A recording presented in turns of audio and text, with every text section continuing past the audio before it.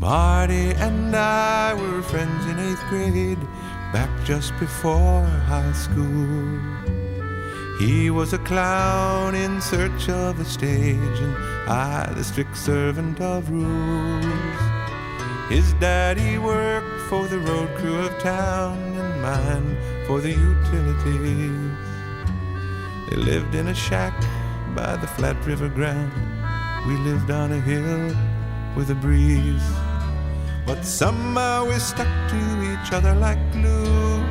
Always found something we both liked to do, laughed our way into and over and through. More fun than trouble deserves. And he'd talk for block after block, with stories that robbed me of sleep. Things he had done, oh, they must have been fun, but they got him in such big trouble deep. Then Marty would laugh with that funny high voice and say that I should have been there. And the look in his eye said there wasn't a choice. You're gonna catch it sometime or somewhere, boy. You're gonna catch it sometime or somewhere.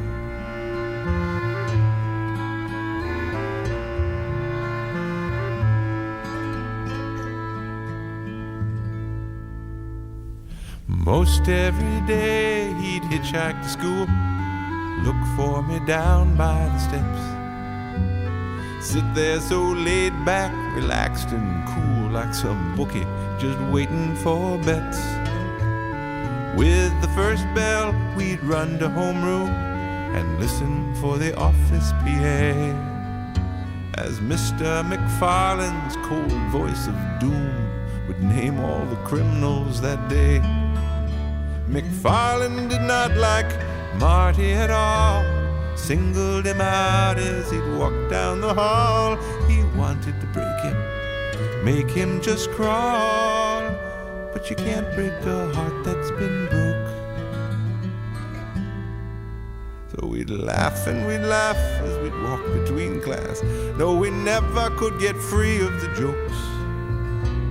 One glance from him and I'd start to grin, explode as the teacher spoke. But Marty would do the very same crime to ensure the same punishment. Detention for 2 was the cost of the fine. 2 comrades in confinement. We were 2 comrades in confinement. Oh, Marty knows the years come and go.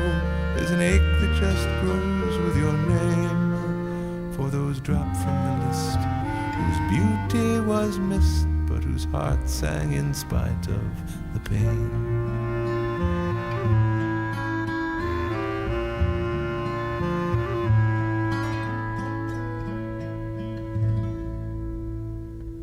Saturday mornings we go down to the tracks, run out to the trestle sometimes,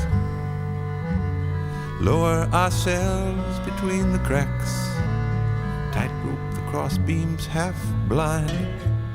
He'd scoot over fast, while I'd take a while, with a 60-foot drop beneath my shoes. He'd chuckle and seem to say with his smile, it ain't nothing when there's nothing to lose. I remember around midterm exam we had once before, a field trip we'd planned. Miss Spiney announced it was gonna be canned unless the guilty one came to the front. Oh, what a mess, someone stole the test, and now we were all gonna pay. We waited and hated as the thief hesitated, and the trip just slipped away. Then Marty stood up and walked to her desk as a lynch mob of eyes hung him high. He could not have cared less about passing her test, but she never detected his lie. No, she never detected his lie.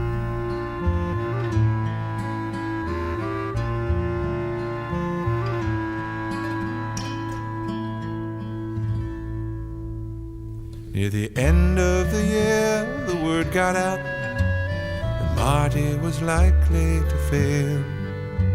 And seeing no way to turn it about, well, the boy kind of pulled in his sails. We still laugh some, though less and less, as the truth of the real sank in.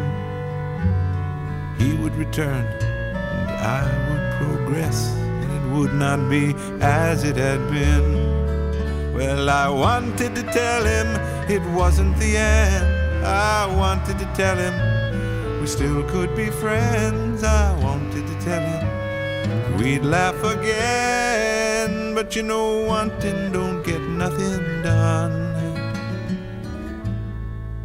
We were standing in line the very last time I ever saw Marty's sad smile, rehearsing the way on that final day we'd walk in the room single file. Then Mr. McFarlane made Marty wait and said, so the whole class could hear, "Why, Martin, you're not gonna graduate." Oh, I still can see Marty's tears. I still can see Marty's tears.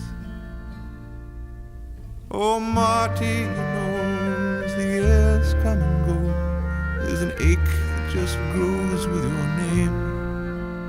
For those dropped from the list, whose beauty was missed, but whose hearts sang in spite of the pain. Whose heart sang in spite of the pain.